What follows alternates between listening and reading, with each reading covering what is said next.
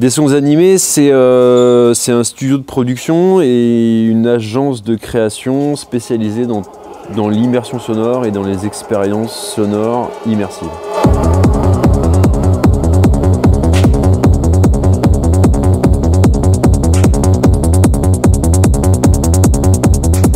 Le son spatialisé, c'est un peu vaste en fait comme univers. Il y a tout un tas de formats, tout un tas de technologies. Mais grossièrement, c'est disposer un ensemble de haut-parleurs dans l'espace. Du coup, on sort de cette diffusion frontale gauche-droite et on installe un dispositif qui peut prendre n'importe quelle forme. On peut tout à fait imaginer un cercle, un carré, un L, voire même plusieurs étages d'un bâtiment par exemple. Et sur ce dispositif de haut-parleurs, on vient positionner des éléments sonores dans un espace virtualisé, modélisé, et on peut les manipuler, c'est-à-dire leur attribuer des mouvements et des trajectoires dans cet espace. Et le processeur s'occupe, lui, de restituer l'objet sonore à l'endroit qu'on lui a demandé. C'est une approche, en fait, qui est très novatrice. D'abord en termes de création, parce que on peut proposer des environnements sonores, des atmosphères sonores qui sont très réalistes. Par exemple, on peut se retrouver immergé sur une place de marché ou dans une forêt ou dans un environnement sous-marin, par exemple, où on va pouvoir localiser très précisément des éléments sonores devant, derrière, au-dessus ou en dessous de nous. Et donc ça permet en fait d'immerger le public et les auditeurs dans une espèce de bulle d'atmosphère sonore très enveloppante, très immersive, contrairement à des systèmes de diffusion traditionnels où tous les sons nous proviennent de la face, quoi. On peut dire que la stéréo, c'est la préhistoire. Alors, le système de diffusion ici est composé de 33 haut-parleurs. On a une première couronne ici sur pied à 360, composée de 16 haut-parleurs. C'est une gamme, on va dire, entre le monitoring et la diffusion de chez APG. Une deuxième couronne à 3 mètres composée de 4 haut-parleurs. Et une troisième couronne à 3,50 mètres composée de 8 haut-parleurs. Pour les renforts de grave, on a 4 caissons de 15 pouces répartis en quadriphonie, entre guillemets, et un double 18 pour donner un peu d'assise dans le grave. En fait, comment ça fonctionne? On vient, dans un premier temps, renseigner la position des haut-parleurs tels qu'ils sont installés physiquement dans le studio.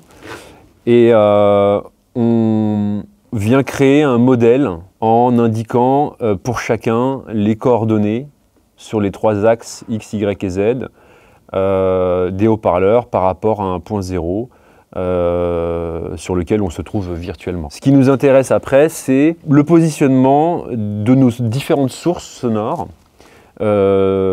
autour du dispositif, puisqu'en WFS, du coup, on positionne les objets sonores à l'extérieur du dispositif pour qu'au moment où leur champ sonore finalement virtuel atteigne les haut-parleurs se mettent à jouer.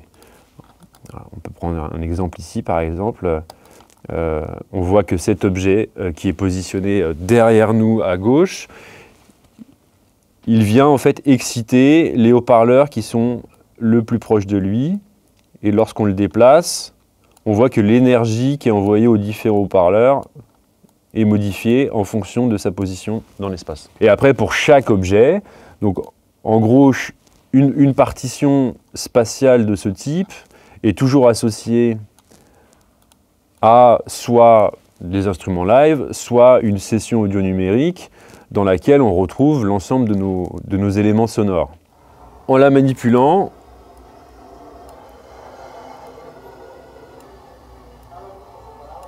on voit l'énergie envoyée au haut-parleur qui change.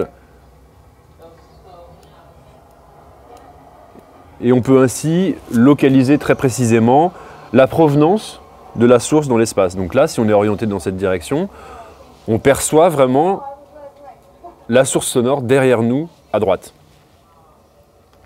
Et on fait ça pour l'ensemble des objets de la partition, jusqu'à ce que, finalement, on soit à l'aise avec le rendu et l'histoire qu'on a envie de raconter dans l'espace et dans le temps. L'avantage d'avoir des haut-parleurs au-dessus de nous, c'est qu'on peut vraiment travailler sur l'élévation des objets dans l'espace vertical. Et du coup, ici, on a une représentation des haut-parleurs du studio et des différents objets qui gravitent autour de nous, dont certains qui ont une élévation positive et donc on perçoit vraiment au-dessus de nous. On peut travailler sur la vitesse de déplacement de l'objet, sur sa trajectoire, pour arriver à des choses qui ne ressemblent plus à grand-chose. On peut travailler sur la position de l'objet au démarrage de sa trajectoire, sur le sens de la rotation. Voilà, il peut aller de l'avant, aller de l'arrière, ou bien quand il arrive à son point de départ, il repart dans l'autre sens. Et puis on a aussi ce qu'on appelle un jitter, c'est-à-dire une sorte de LFO qui permet d'apporter de la vibration à l'objet. Donc en amplitude et en intervalle. Alors en intervalle, c'est-à-dire que l'objet va va sautiller plus ou moins rapidement. Et en amplitude, en fait, il va sautiller plus ou moins loin, finalement. C'est un peu ça.